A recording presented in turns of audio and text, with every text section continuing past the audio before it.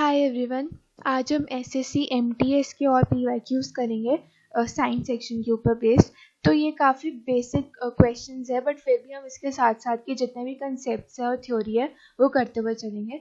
तो moving on to the first question, which are the following is an example of artificial ecosystem.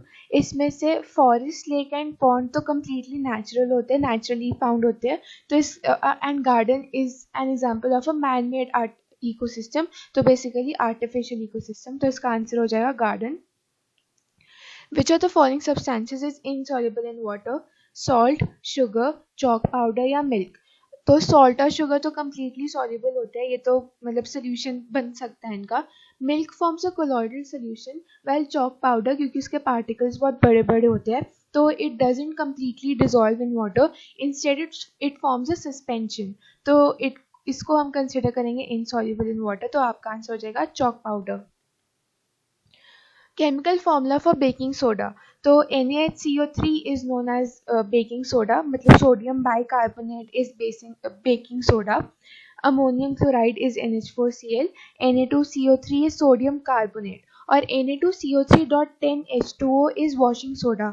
तो baking soda पूछा तो इसका answer तो यही होना चाहिए CaSO4, मतलब कैल्शियम सल्फेट। ये होता है formula for plaster of Paris या जिप्सम। तो इसका बेकिंग सोडा पूछा तो sodium bicarbonate would give us the required answer. Which of the following does not belong to Arthropoda group of animal kingdom? तो animal kingdom हमें इस पे आने से पहले पूरा बेसिकली इसका मेन समझना पड़ेगा। तो उसके लिए यहाँ पे ये फ्लो चार्ट गिवन है। तो जैसे 5 किंगडम ऑफ क्लासिफिकेशंस में there is kingdom Monera, Protista, Fungi, Plantae and Animalia. तो ये एनिमल्स का ही डिस्कस करने के लिए है। तो द लेवल ऑफ ऑर्गेनाइजेशन, मतलब जो बॉडी ऑर्गेनाइजेशन है, it can either be cellular और टिश्यू, ऑर्गन और ऑर्गन सिस्टम। सेलुलर लेवल का मतलब बस बेसिकली जो हमारी बॉडी के सेल्स है उनको एग्रीगेट करके रख दिया, उसके आगे कोई कोऑर्डिनेशन नहीं हो रही। तो ये सबसे ज़्यादा प्रिमिटिव फॉर्म ऑफ एनिमल होगा। एंड जो एनिमल इसके अंदर आता है वो होता है पॉरीफेरा। अभी हम एक बार समझ लेते हैं ऊपर वाली हेडिंग्स को। तो cellular level and then there comes the tissue level, मतलब the cells are aggregated to form functionally active tissues, उसके आगे का कुछ नहीं है। ऑर्गन सिस्टम है कि कुछ टिश्यूज आपस में कलेक्ट होकर ऑर्गन का काम करने लग गए हैं बस, लेकिन उसके आगे कुछ नहीं है। ऑर्गन के आगे भी देयर इज ऑर्गन सिस्टम। तो जब ऑर्गन्स का एक कलेक्टिव अच्छे से काम करने वाला नेटवर्क टाइप बन जाए वो हो जाएगा ऑर्गन सिस्टम, जैसे हम ह्यूमंस में होता है। तो वी हैव हमारे जैसे सेल्स होते हैं, our cells make up our tissues and various tissues make up organs, and उन organs के उन थोड़े और organs को भी अगर साथ में ले आओ तो it will form a पूरा well working system which will be called as the organ system। तो अगर हम हायरार्की देखें तो the most primitive to most advanced would be cellular to organ system level of organization. Symmetry can be of 3 types. It can either be asymmetric, radially symmetrical या फिर bilaterally symmetrical। तो asymmetric का था मतलब जिसके अंदर कोई सिमेट्री नहीं है। रेडियल सिमेट्री मतलब आप उसको किसी भी रेडिया के अलॉन्ग कट करो तो it will give you the same चीज। एंड बायलेटरल का मतलब अगर आप किसी चीज को 2 पार्ट्स में सीधा सीधा डिवाइड कर लो सिमेट्रिकली, वो होगा बायलेटरल सिमेट्री। तो अगर हम किसी ऑर्गेनिज्म को कहते हैं कि वो रेडियली सिमेट्रिकल है तो मतलब उसको उसके किसी भी रेडियल एक्सिस के अलॉन्ग कट करके देखो तो it will give you the same shape हर रेडियस से। And similarly for bilaterally symmetrical, तो हम ह्यूमंस आर बायलेटरली सिमेट्रिकल, हमारा लेफ्ट और राइट साइड सिमेट्रिकल होता है। तो अगर हमें बीच वाले एक्सिस से कट करे तो we are bilaterally symmetrical organisms. Body cavity और सीलम क्या होता है? हमारी बॉडी के 3 लेयर्स होते हैं, there is ectoderm, endoderm and बीच वाला इज मीजोडर्म। तो अगर इन लेयर्स के बीच में एक सीलम कैविटी, बॉडी कैविटी का होने को सीलम या बॉडी कैविटी कहते हैं। तो इसकी भी हो सकते हैं 3 टाइप्स। एसीलोमेट मतलब जिसके अंदर सीलम है ही नहीं, सूडोसीलोमेट जिसके अंदर सीलम एग्जैक्टली सीलम नहीं है बस पाउचेस लाइंग है एक चीज के अंदर, तो वो सूडोसीलम होता है। एंड ट्रू सीलम होता है जिसके अंदर पूरा कैविटी है, वो भी most primitive is acoelomate. And most advanced is coelomate, true coelomate animals.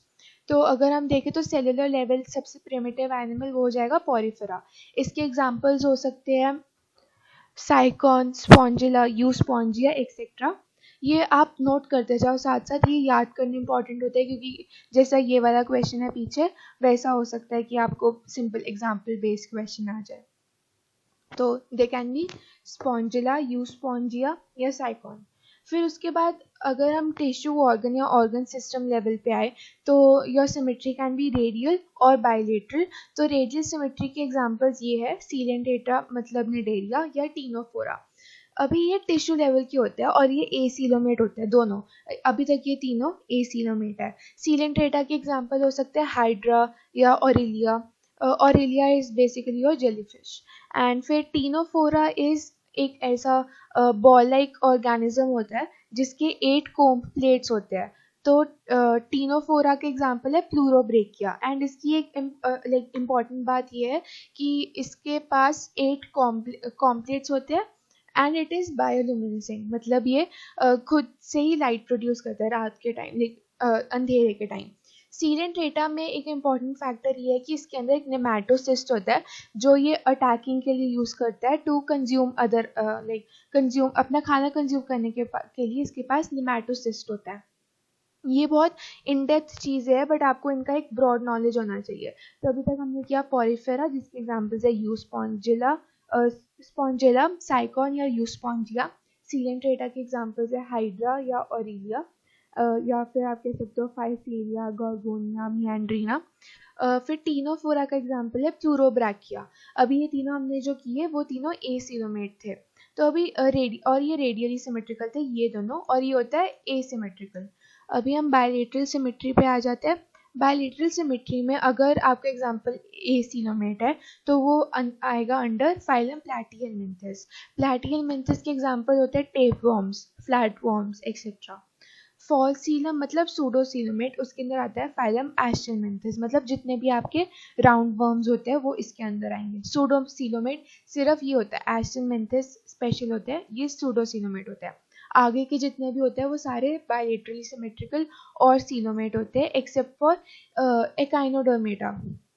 Echinodermata का जो लार्वा होता है वो बायलेटरली सिमेट्रिकल होता है, बट जब ये एडल्ट हो जाते हैं तब ये रेडियली सिमेट्रिकल हो जाते हैं।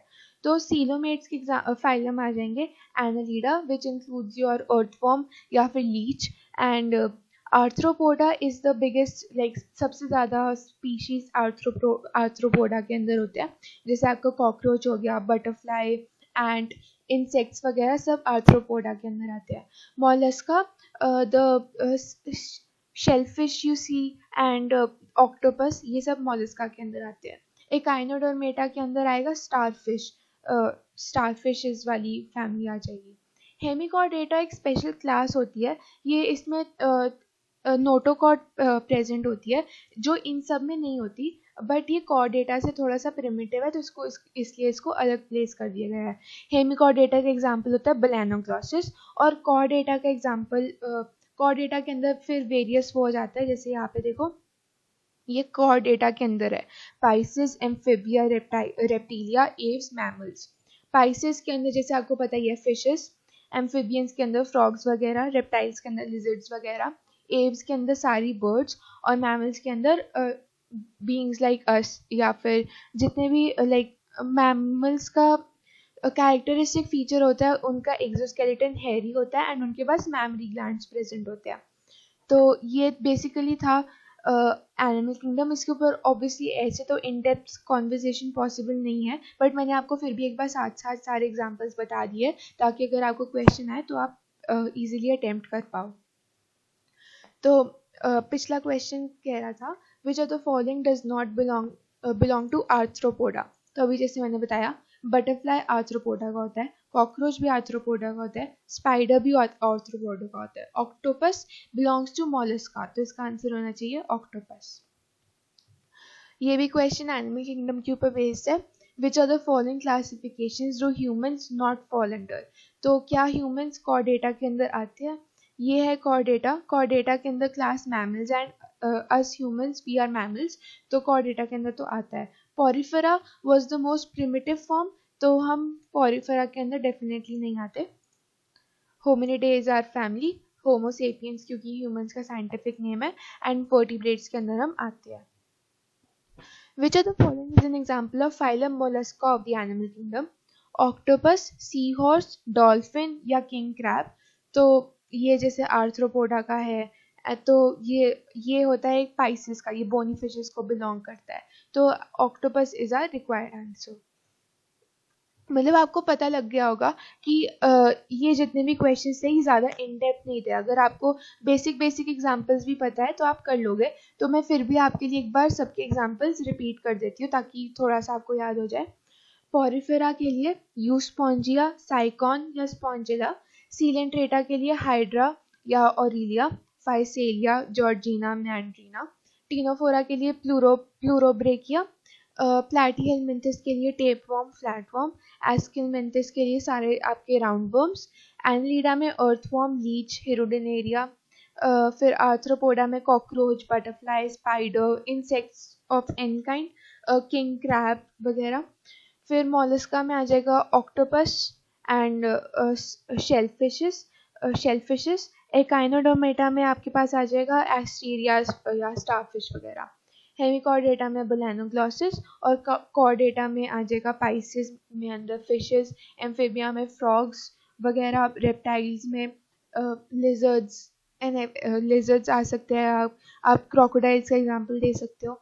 एव्स में सारी बर्ड्स आ सकती हैं। मैमल्स में beings like us, like human beings, whales, kangaroos, platypus, ये सब आ जाएगा। आगे चलते हैं। Which of the following enzymes is found in saliva of human body which breaks down starch into simple sugar? तो ये डाइजेशन एंड अब्जॉर्प्शन के ऊपर बेस्ड क्वेश्चन है।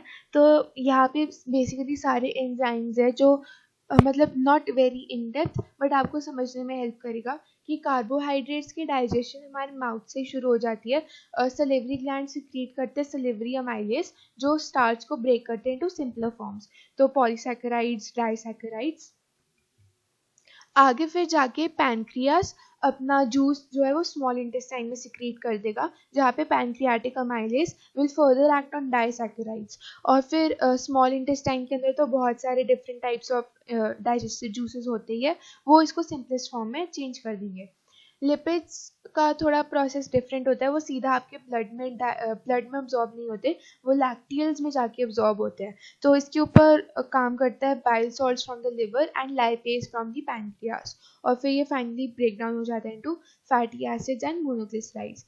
प्रोटीन्स के ऊपर काम स्टमक में शुरू होता है थ्रू पेप्सिन, फिर वो pepsin works in acidic medium, फिर पॉलीपेप्टाइड्स, एंड फिर यहाँ पे trypsin, chymotrypsin, carboxypeptidase all from pancreas आ जाता है, and then your simpler forms में चला जाता है, देन स्मॉल इंटेस्टाइन में फाइनली अमीनो एसिड्स में चेंज हो जाता है।